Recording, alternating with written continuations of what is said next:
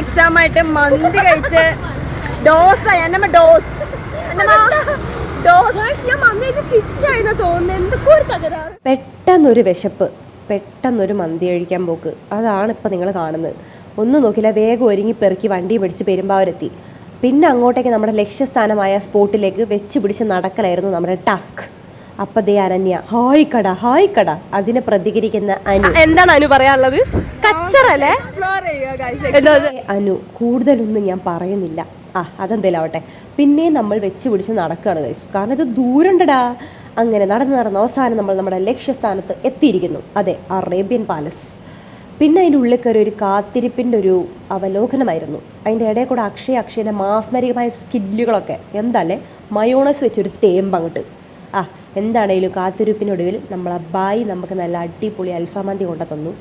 അങ്ങനെ കുറേ നേരം ഒരു 3-4 ട്രിപ്പെങ്കിലും വാങ്ങി കഴിച്ചിട്ട് ഒരു പറച്ചിൽ. വലിയ ഗുണമൊന്നും ഇല്ല, എന്താല്ലേ സ്വാഭാവികം.